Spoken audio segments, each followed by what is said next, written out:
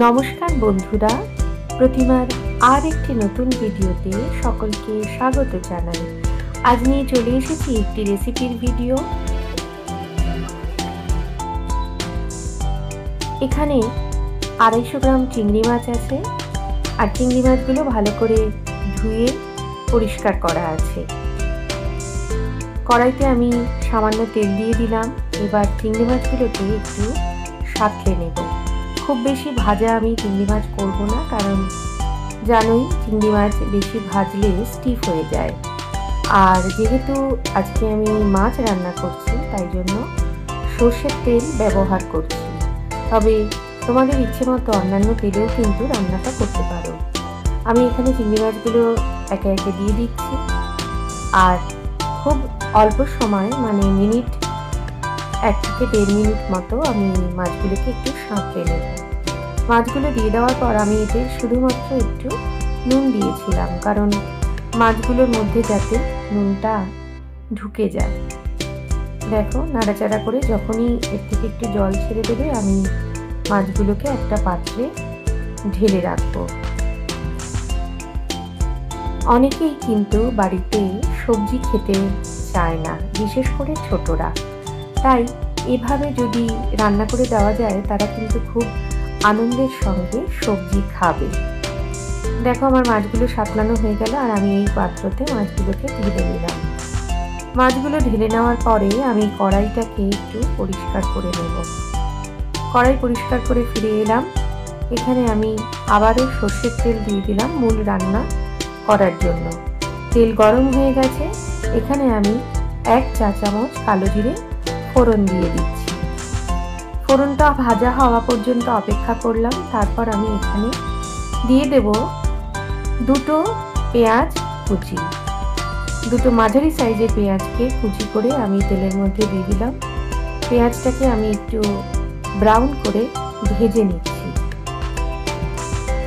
চ্যানেলে যদি তুমি আজ নতুন হয়ে থাকো আর আমার ভিডিও যদি তোমার ভালো লাগে, তাহলে চ্যানেলটিকে সাবস্ক্রাইব করে বেল নোটিফিকেশন অল করে দিও, যাতে আমি ভিডিও দিলেই তুমি দেখে নিতে পারো। নাড়াচাড়া করে পেঁয়াজটা লাল করে ভাজা হয়ে গেছে। আর এখানে আমি দিলাম 5টা চেরা কাঁচা লঙ্কা। কাঁচা লঙ্কা দিয়েই মূলত রান্নাটা করব। আর এখানে আমি সবজি নিয়েছি। আমার ঘরে ছিল আলু, বেগুন এবং ঝিঙে। আমি এই 3টি সবজি ব্যবহার করছি আজকে। কিন্তু এখানে আরও অনেক সবজি তোমরা অ্যাড করতে পারো, যেমন কুমড়ো, বরবটি। এই সমস্ত সবজিগুলো তো বাচ্চারা খুব একটা খেতে চায় না, তাই চিংড়ি মাছ দিয়ে এগুলোকে রান্না করলে তারা খুব ভালোবেসে সবজি খেয়ে নেবে। এবারে আমি সবজিটাকে নাড়াচাড়া করে ভেজে নেব। এর মধ্যে আমি দিয়ে দিচ্ছি পরিমাণ মতো নুন। সবজিতে যদি নুন দিয়ে দেওয়া হয়, তাহলে সবজিগুলো খুব চট করে মজে যায় আর ভালো কিন্তু ভাজা হয়ে যায়।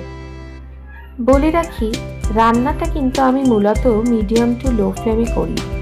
আমি গ্যাসের ফ্লেমকে একেবারেই ফুল করে রান্না করাটা পছন্দ করি না। এতে কিন্তু তরকারিতে, মানে ভাজা হওয়ার থেকে তরকারি তাড়াতাড়ি পুড়ে যায়, আর কড়াইটাও কিন্তু খারাপ হয়ে যায়।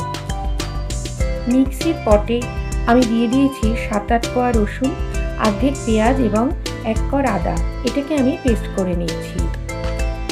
এদিকে আমার সবজিগুলো ভাজা হয়ে গেছে।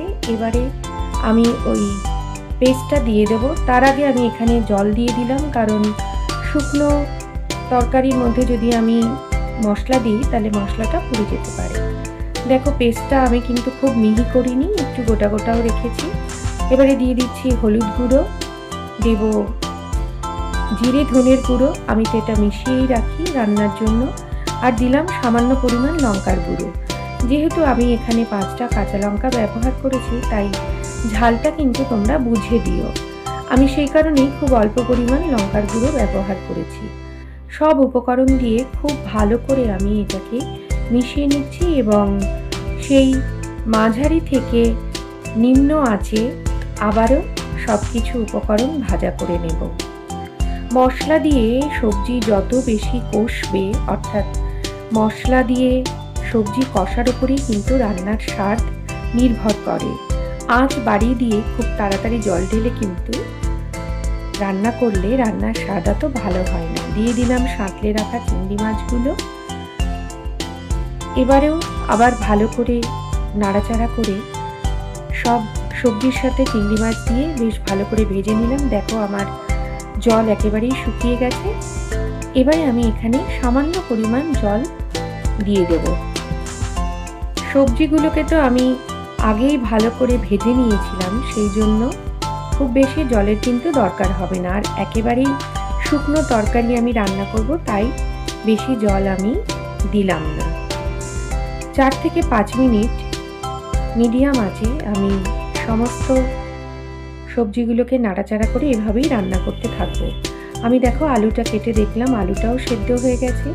আর ঝিঙে আর বেগুন সেদ্ধ হতে তো একেবারেই কম সময় লাগে, তাই সেগুলো দেখারও কোনো দরকার নেই। নাড়াচাড়া করতে করতে সবজির জল একেবারেই টেনে গেছে আর রান্নাও আমার শেষ হয়ে এসেছে। আর এভাবে যদি রান্না করা যায় চিংড়ি মাছ দিয়ে সবজি, স্বাদ কিন্তু অতুলনীয় হয়। আমারও রান্নাটা খেতে বেশ ভালো হয়েছিল। আর এবারে আমি একটা বাটিতে সার্ভ করে দিচ্ছি। দেখো কতটা লোভনীয় হয়েছে। আর একেবারেই শুকনো শুকনো তরকারিটা হয়েছে, যেটা ভাত কিংবা রুটি পরোটা যা দিয়ে খাও তা দিয়ে কিন্তু ভালো লাগবে। আমার বন্ধুরা যারা আমাকে সাপোর্ট করে এগিয়ে নিয়ে যাচ্ছ তাদেরকে অসংখ্য ধন্যবাদ। আর আজকের রেসিপিটা তোমাদের কেমন লাগলো কমেন্ট বক্সে লিখে জানিও। আর যদি ভালো হয় বা ভালো লাগে তোমাদের আমার রান্নাটা, তাহলে অবশ্যই কিন্তু বাড়িতে এভাবে বানিয়ে খেও এবং বাচ্চাদেরকে দিও। আমি বলছি যে তারা খুব ভালো করেই খাবে। সকলে ভালো।